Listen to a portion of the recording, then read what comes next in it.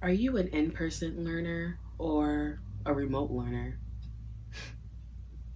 I know I'm an in-person learner. I need a lesson.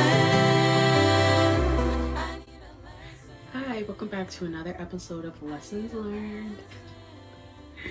So in this episode, a lot of children are going back to school. They were on vacation, I believe, last week, but they're going back to school now, in person.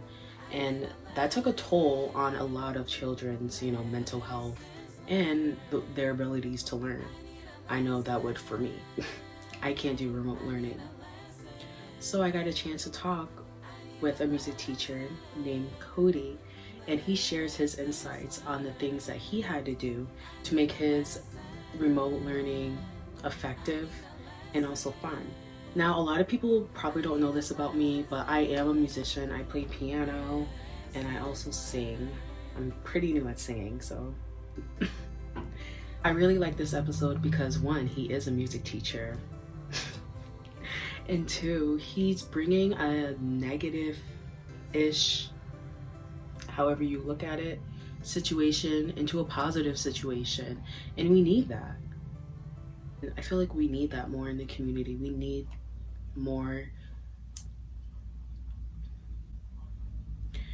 more creative thinking.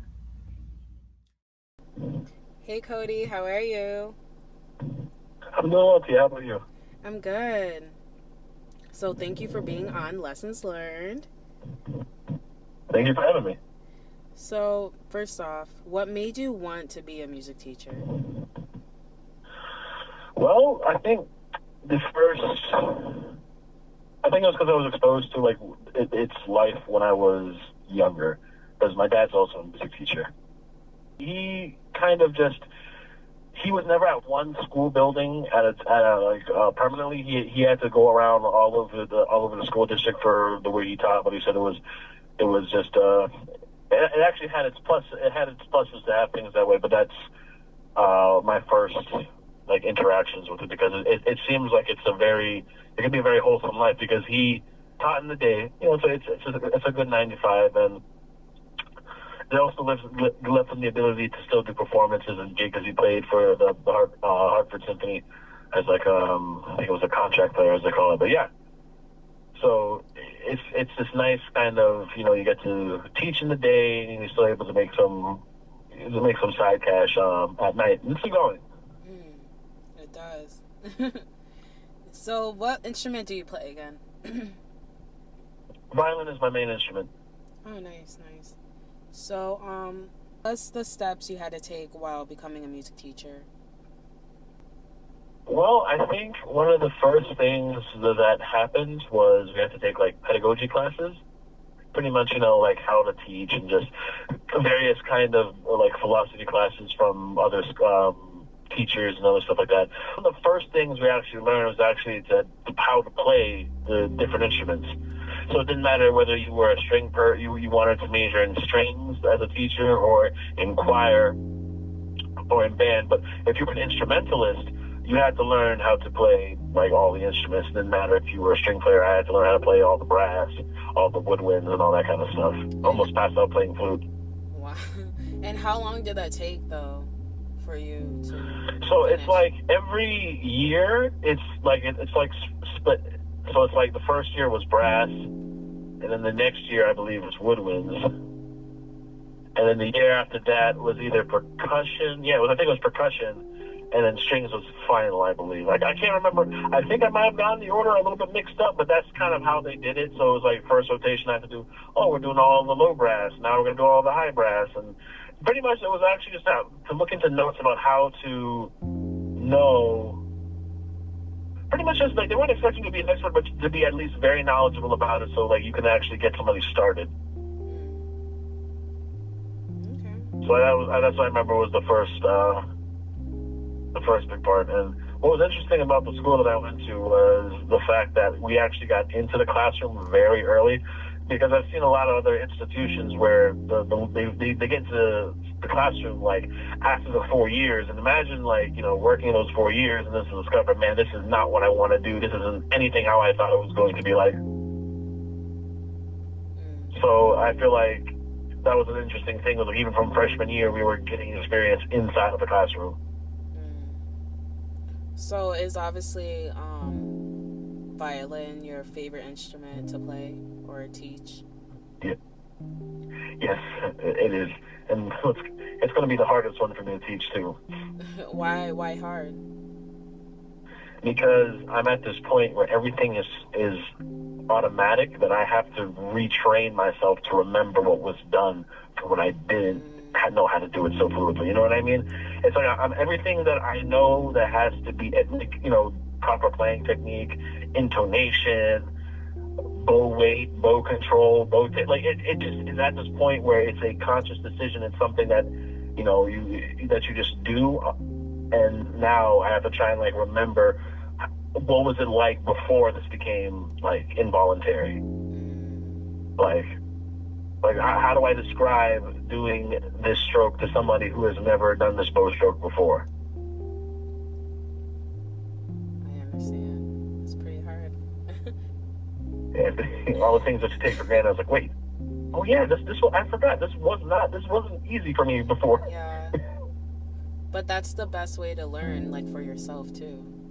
Because if you can teach someone, you can definitely, teach yourself more. Okay. Yeah, that's also like that's also another reason like why it's because it's like if I get a job that I find like and it's within the realm of something that interests me, it makes it a lot easier to get through the day. Because one of the things I've discovered is like even teaching like right now, my teaching has pushed me to become a better student in a weird way, like like in regards to like self-teaching. So it's like if I had to teach these subjects, I was like, you know what, let me try and provide a little bit more because I know where to look. Like that, I feel like I was kind of surprised about how often I was using my research tools. Because there was a lot of courses where they wanted you to like learn how to use a library and everything like that. I thought that, who doesn't know how to use a library? And then I started to see, like where to look for articles, peer-reviewed stuff, and just overall just how to be a better researcher. And I felt like having to teach like the subject has made me become a better scholar just to make sure that I'm getting all my things right and everything. But I'm starting to discover new things going back in the old textbooks. Exactly. So what do you normally like to teach your students? Well, I like to give them a splash of everything. I know that sounds so vague, but I remember, I can't remember where which class I was in, but the term that was coined was like spiral pedagogy. Pretty much meaning, you give them a little touch of everything, just to have them as like a more well-informed musician. So it's like, I kind of took that as present things as they come. Because it's so I try to mix a little bit of theory, history, and performance practice into every single lesson. Because I feel like, and sometimes there's just some days dedicated to just exposure of some new music, just so that they can have a feeling of what we're going to be getting into. So I try to give a little bit of everything because I feel like context is key. Because if you have context with what you're working with, you'll be able to make more informed decisions as artists. And since this is an arts-focused school, and there's no time like the present to start asking them these kind of like abstract questions, even if the answers are way off. Just the fact that they're thinking about these things.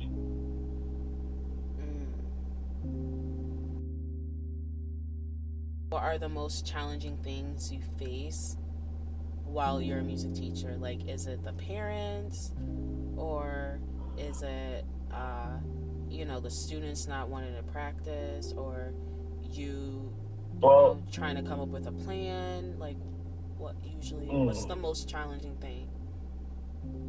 I think for me, since everything is online, I think the most challenging thing is keeping keeping the spark when it's lit. Teaching online cripples a lot of teachers in many ways. Like the power, the effect of being in a classroom is real, and now that that's not there, it's so easy to lose them, and I don't blame them because I had to finish out my semester online too. And I, even with these professors who I absolutely adored and absolutely enjoyed the lectures, it felt hard. So Yeah.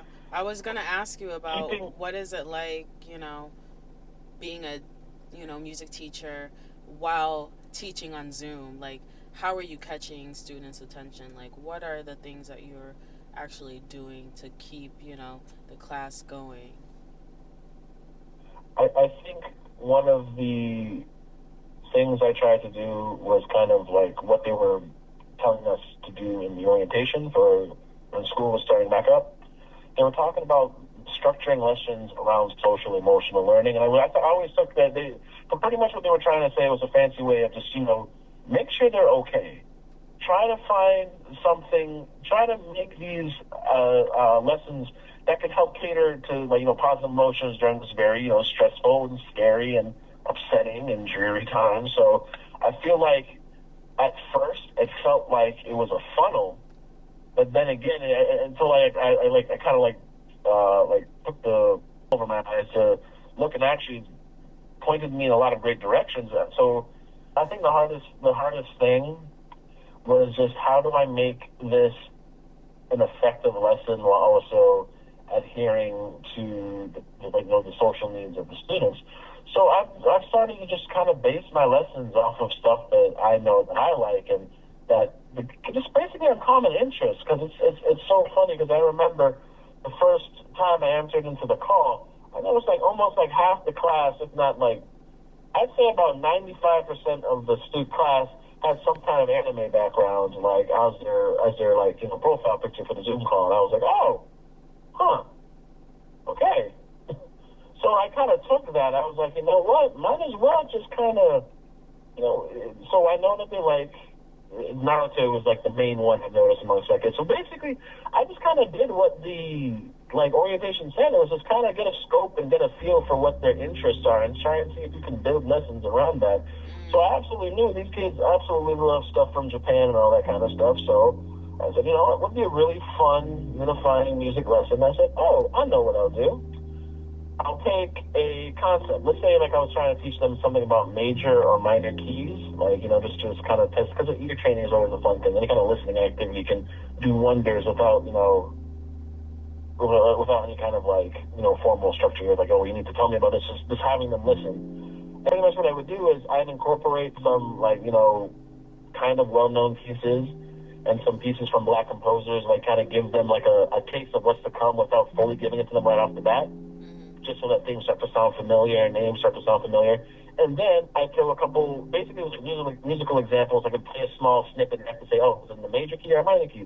Just to get the listening better, right? And I throw some anime openings just for fun because I know that's what they like, just to help, spruce up the room. And it worked wonders.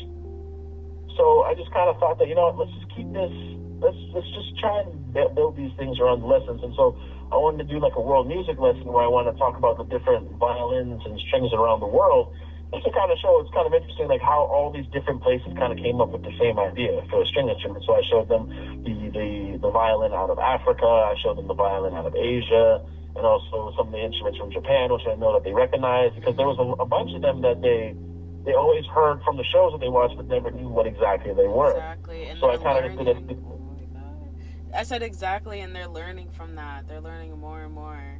Like that's awesome. That's genius. I throw them to the musical meat grinder, give them a little everything, and I show them all the equivalents from around the world. And for some strange reason, when the kids saw the hurdy-gurdy, it's this really weird medieval instrument. Think of it like a violin bow, except it's like on a wheel, and you're constantly cranking that wheel as you press down on keys. So it's like the unholy offspring between a piano, a violin, and a meat grinder. That's the best way I can describe it. And it absolutely is. So I'm like, oh man, I have to see if. So I said, you know what? I'll continue to use what I know they like and what I know I know. So, the last question I have is, what are your lessons that you learned while becoming a music teacher or while following your dreams? Like, what do you want to tell everyone? It's just a matter of self-discipline, and I feel like that is such a scary word because it makes it seem like you have to just absolutely, just this onslaught of self-sacrifice, and that is an element that has to go into it. But it's like sometimes just don't feel like you have to snap into that mindset right off the bat. It's going to take some time to slowly get into it. Much like it takes a kid a long time to factor practicing into the routine. Definitely. So if it's even the smallest thing as putting the date on an assignment or writing the first 3 sentences that day, and if you actually commit to doing that, writing those 3 sentences, say if you said, like, you know what, I'm going to make it so that I write the first 3 sentences of that paper today. And then sometimes what can happen is the second you write those 3 sentences, next thing you know what, it becomes 4, and it becomes 5. Make yourself like a steady goal that you can reach, and then you'll slowly start to want to add on more to it. So keep them small, keep them small at first, and then slowly start to put a little bit more time into it. Exactly, and don't give up. Don't give up. You have to keep reminding yourself, because you're going to hear 100 no's before you hear a yes. Like that is just like, even with the greatest of musicians who, for the gigs and for the orchestra spots, you're going to hear 100 no's before you're going to hear a yes. That's so true. And don't watch other people. Don't compare yourself.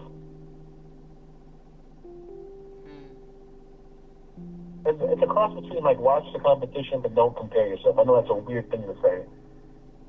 No, it's true. Like, you can look at other people you can be inspired by, but don't compare yourself and try to be better than a person. You should be competing against yourself. Like, that's what you should be really doing. And one last thing is, and this one might be weird, is don't think of success as something that is vertical. Don't think of it as if somebody's at this height that you can't reach because it's going to just seem impossible. Think of it more horizontal. It's not even about the height that they're climbing. It's just about when. So the only reason why things are looking good for some person that might be in the same line of work of you is because they're farther along in their journey. Yeah, definitely. So it's not so much that they found a secret and have just completely just skyrocketed to that one part. So don't think of it as a height that you have to climb. Think of it more as a distance you have to walk more than anything. Because it's not about the effort. It's literally just about time. Sometimes it's just about time, for a weird way of putting it. Well, thank you so much. Thank you so much for being on this episode. And thank you so much for, talking about you teaching music. And thank you for teaching music, because we need that. And we need more music teachers. So thank you for everything. Thank you, Tia. I appreciate that. Thank you for having me. Thank you for tuning in, and thank you so much, Cody, for being on this episode. If you would also like to be on an episode, please message me on Learned Lessons at 2020.